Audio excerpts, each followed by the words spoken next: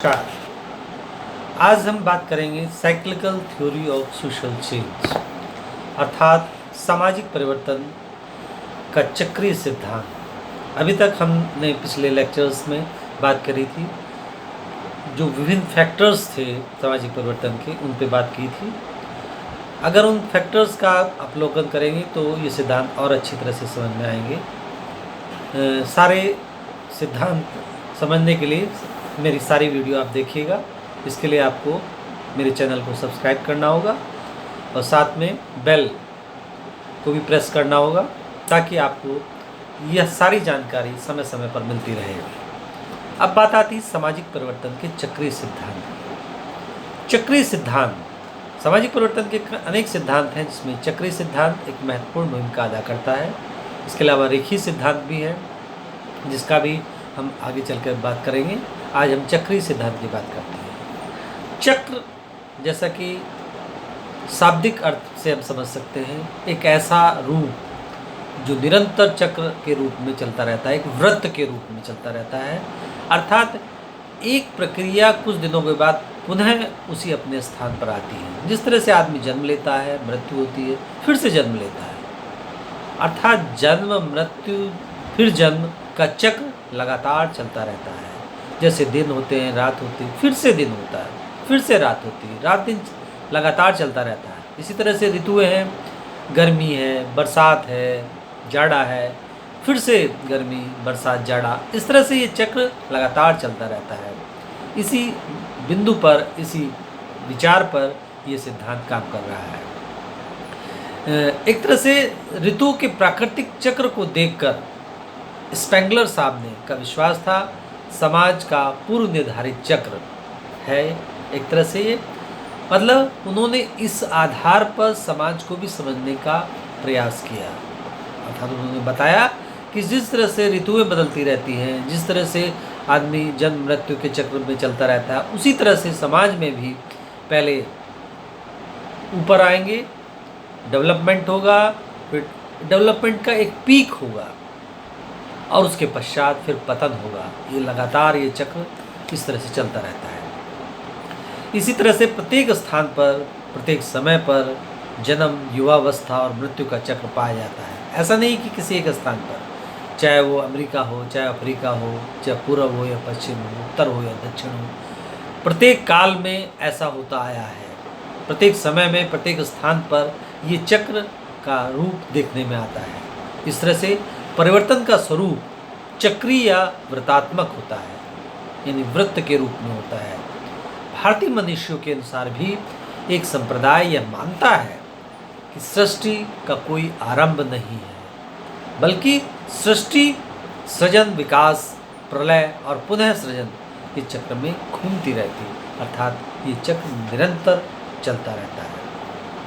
इतिहास अपनी पुनरावृत्ति करता है, पुनरावृत्ति होती रहती है, जिसमें टाइमबी की बात अगर हम करते हैं, स्पेंगलर की बात करते हैं, मम्फोर्ड की बात करते हैं, सोरोकिन की बात करते हैं, इन जैसे विद्वानों ने सामाजिक सांस्कृतिक परिवर्तनों का विश्लेषण चक्रीय आधार पर किया। अगर यहाँ पर हम स्पेंगलर की बात करते हैं, स्पेंगलर साहब ने बताया, एक किताब उन्होंने लिखी थी, डेक्लाइन ऑफ द वेस्ट। ये किताब इन्होंने, इनकी बहुत फेमस किताब थी, डेक्लाइन ऑफ द वेस्ट। इसमें बताया कि उत्थान, पतन, पुनरुत्थान, इस रूप में ये चक्र चलता रहता है।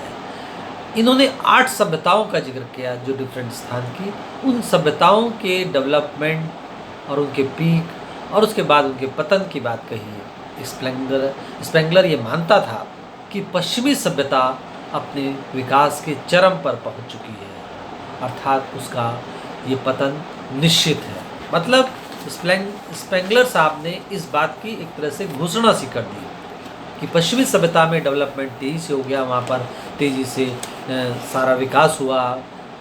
एक तरह से उस सभ्यता के लोग बड़े से बड़े कार्य को कर चुके हैं, वहाँ पर भौतिक डेवलपमेंट हो चुका है, आध्यात्मिक डेवलपमेंट हो चुका है, एक तरह से वहाँ पर ओवरऑल डेवलपमेंट हो चुका है। इस आधार पर वो एक विकास के चरम पर पहुँच चुके हैं और इसके बाद उनका पतन निश्चित है, अर्थात उनके पतन के करीब वो जा रहे हैं।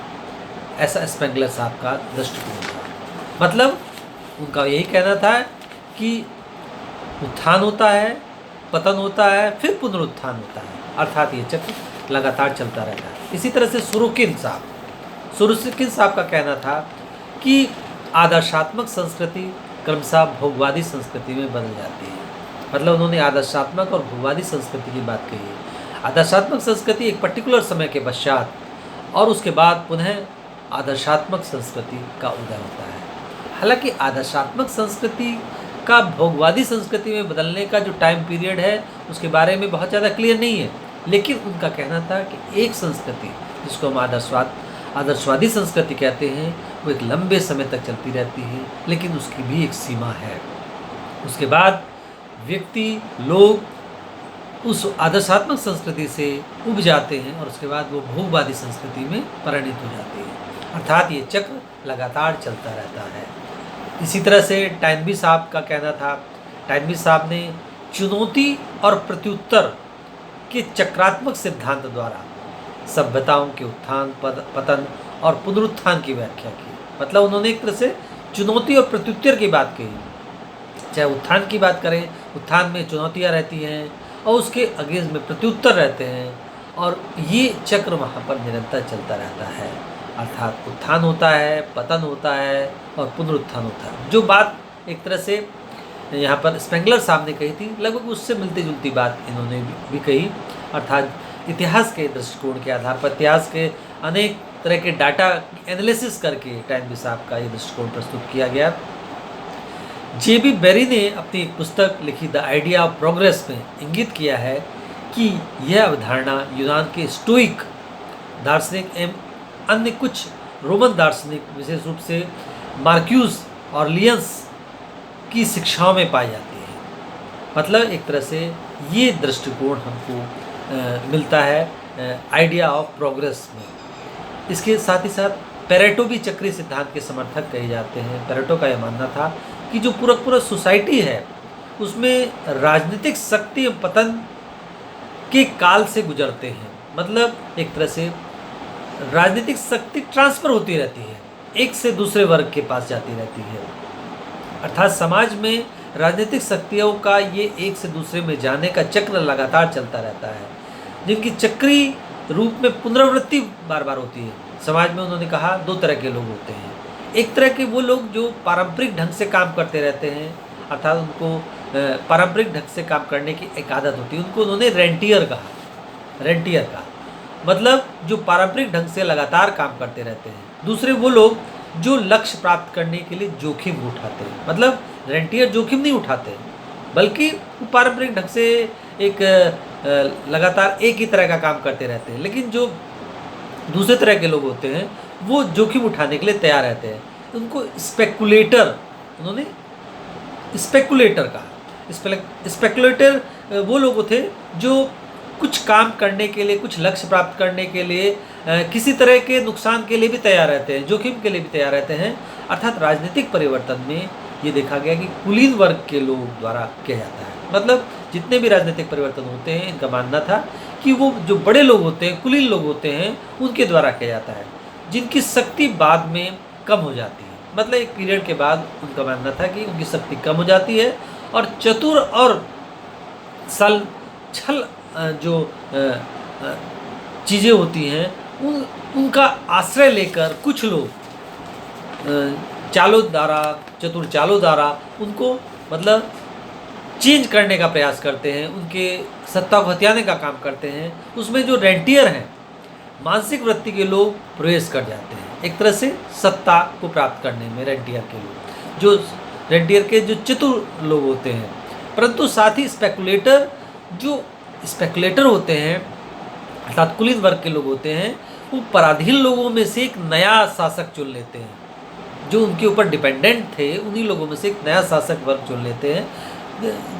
उनको जो चुन के उनका सर उनको ऊपर उठाते हैं और पुराने वर्ग को उखाड़ फेंकते हैं। यानी एक तरह से जो पुराना वर्ग था, जो कुलीन वर्ग था, वो उखड़ जाता है, वो समाप्त हो जाता है और नया वर्ग सत्ता को हथिया लेता है। और उसके बाद ये चक्र पुनः चलता रहता है। अर्थात रेंटियर, स्पेकुलेटर, फिर रेंटियर, फिर स्पेकुलेटर, ये चक्र लगातार चलता रहता है। ये चतुर चालों के जरिए एक दूसरे के सत्ता को त्यागने का प्रयास करते हैं। इन अवधारणाओं के अगर आगे हम देखते हैं, इन अवधारणाओं के कुछ विद्वान पूर्व मान्यताओं को लेकर विचार आरंभ करते हैं, जिनको इतिहास के प्राप्त तथ्यों द्वारा समर्थित करने का प्रयत्न करते हैं।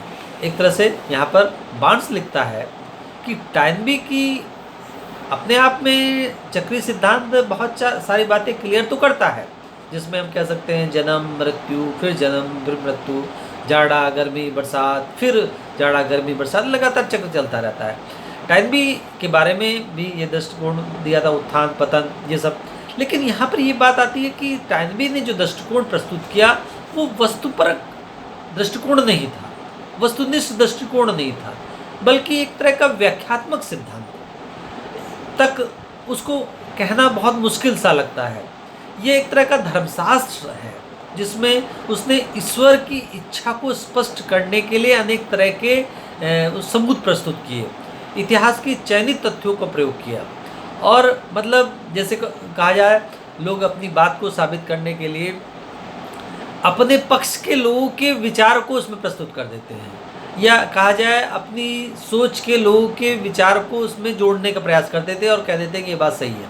ऐसा कुछ टाइनबी के सिद्धांत में दिखाई पड़ता है। टाइनबी द्वारा एकत्रित जो विशाल सामग्री थी वो केवल ईश्वर की इच्छा के सपोर्ट में प्रस्तुत की गई, और उन्होंने छांट के वही सामग्री प्रस्तुत करी जिससे उनके सोच को एक तरह से बढ़ावा मिले। तो इतिहास की प्रक्रिया की अपेक्षा उनके मस्तिष्क की प्रक्रिया ज़्यादा जोर देते हैं। मतलब एक तरह से लगता है उनकी जो मस्तिष्क की उपज थी वो वास्तव में टाइनबी का सिद्धांत कहना चाहता है, वास्तविकता से वो दूर है, यानी उसमें वस्तु निष्ठता नहीं दिखाई पड़ती। दूसरी तरफ सोरोकिन का जो सिद्धांत है उसमें भी अनेक कमियां पाई जाती हैं। सोरोकिन यहाँ पर कहते हैं जैसे कि आदर्शात्मक संस्कृति बदल के भोगवादी संस्कृति भी बन जाती है। अब यहाँ पर बात आती है कि संस्कृति की एक अवस्था से दूसरी अवस्था तक पहुँचने में काफ़ी लंबा समय लगता है। मतलब ऐसा तो है नहीं कि 1-2 साल या 10-15 साल या 20-25 सालों में ये चेंज हो जाती है। इस आधार पर सामाजिक परिवर्तन की प्रकृति को प्रकट करना बहुत मुश्किल है कि कब वो चेंज होती है। ऐसे में इस सिद्धांत पर भी उंगलियां उठने लगती हैं। दूसरी तरफ अगर हम बात करते हैं पेरेटो की, पेरेटो भी अपने सिद्धांत के उन कारणों को स्पष्ट नहीं कर पाए जिसमें वर्गों की स्थिति में परिवर्तन होता है। मतलब वर्गों की स्थिति चेंज हो जाती है, जैसे उसने कहा रेंटियर। एक तरफ तो रेंटियर के बारे में उन्होंने कहा कि रेंटियर जो है ना परंपरागत व्यवहारों को करते रहते हैं, स्पेकुलेटर जोखिम लेते हैं। अब दूसरी तरफ ये वो कह रहे हैं कि स्पेकुलेटर या कुलीन वर्गों के लोग राजनीतिक परिवर्तन करते हैं लेकिन उनको सत्ता से हटा दिया जाता है, और बाद में रेंटियर आ जाते हैं चालाकी के माध्यम से। अब जब आदमी पारंपरिक ढंग से काम करता रहता है तो वो चालाक कब हो गया? मतलब ऐसे में पेरेटो का ये सिद्धांत भी कुछ क्लियरिटी स्पष्ट नहीं कर पाया। दूसरी तरफ स्पेंगलर का जो सिद्धांत है वो भी अपने आप में वैज्ञानिक दृष्टिकोण नहीं प्रस्तुत करता। वह मतलब यहाँ पर उन्होंने जो स्पेंगलर साहब ने बात कही कि जो पश्चिमी सभ्यता है वो अपने चरम पर पहुँच चुकी है, उसका विकास हो चुका है, वहाँ पर धन धान्य की अधिकता है, बड़ी बड़ी सड़कें हैं, बड़े बड़े संस्थान हैं, मतलब वो अपने आप में बहुत अधिक खुश हैं। ऐसे में उनका ये कहना कि पश्चिमी सभ्यता अब अंतिम रूप से पतन की ओर जा रही, जो कि सही नहीं है। ऐसे में सिद्धांत पर भी उंगलियां उठती हैं। आज हमने चक्रीय सिद्धांत के विभिन्न बिंदुओं पर बात करी, आगे चलकर दूसरे सिद्धांत पर बात करेंगे।